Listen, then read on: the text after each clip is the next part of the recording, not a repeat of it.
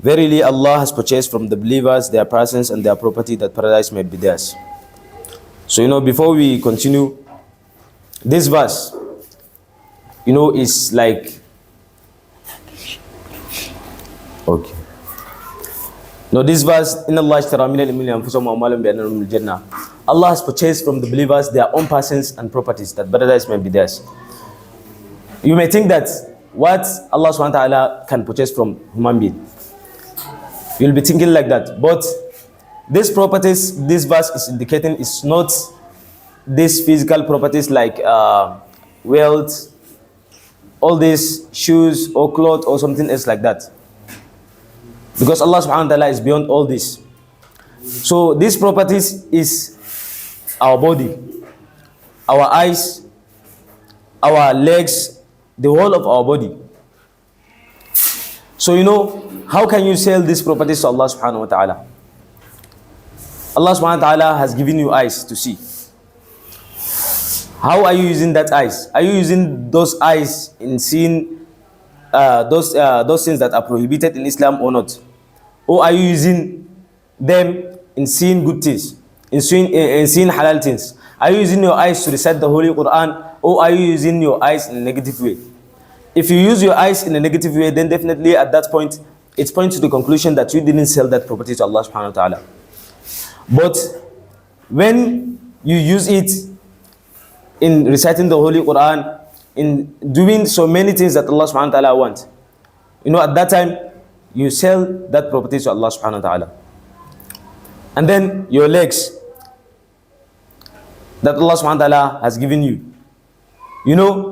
Those legs, some they are using their legs to go to the places that they are doing gambling, to go to the places that they are doing unnecessary things that are not necessary, things that are prohibited in Islam. So even at that time, we may say that you didn't sell your legs to Allah subhanahu wa ta'ala. You have to know that you did not own yourself. You did not own those properties.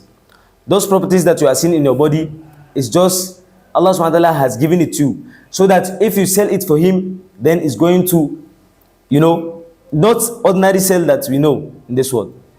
It's going to preserve it for you. For example, the person that uses his whole body in obeying Allah subhanahu wa ta'ala commands, in performing the 5 daily salah, in performing the nafila in the night. This person, when he reach, when he become old, at that time, Allah subhanahu wa ta'ala is going to preserve his strength, his body. At that time, he's going to have strength. He's not going to be like others, like the remaining old people, others ordinary old people, but he's going to be extraordinary old person. You may see that an old man, that he reached 70 years, for example, but he can do things that someone that is 60 something cannot do. For example, if you may take maybe from his youth age, maybe he used the time of his youth in a good way. He used that time to obey Allah subhanahu wa ta'ala commands.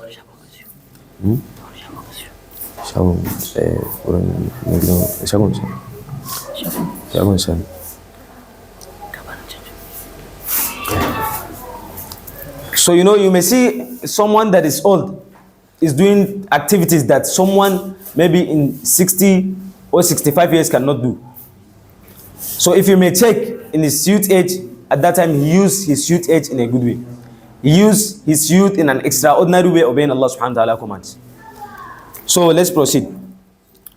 He said, if you wish to understand how profitable a trade it is, and how honorable a rank to sell one's person and property to Allah, to be his slave and his soldier, then listen to the following comparison. He said, if you wish to understand how profitable a trade it is, and how honorable a rank to sell one's person and property to Allah, to be his slave and his soldier, then listen to the following comparison. We hear, may Allah subhanahu wa ta'ala make us to sacrifice ourselves for his sake. He said, once a king is going to give us comparison so that it's going to make it clear for us to understand. He said, once a king entrusted each of 2 of his subjects with an estate, including all necessary workshop, machineries, horses, weapons, and so forth. But since it was a tempestuous and war-ridden age, nothing enjoys stability. it was destined either to disappear or to change. The king, in his infinite mercy, sent a most noble lieutenant to the two men, and by means of a compassionate decree, conveyed the following to them. So he's giving us comparison of two people. That one king sent them. He said, once a king entrusted each of two subjects with an estate, including all necessary workshop, machinery, horses. He gave them all those things. He sent them to a special place. So, but since it was a tempestuous and war-ridden age, at that time, when he gave them all those things, weapons, provisions, everything, at that time, then the king, because it was war-ridden age, at that time, he's giving us comparison with the king and two of his subjects, which is two men that he sent. So, since it is war-ridden age, he insisted, he sent a noble lieutenant to them as a messenger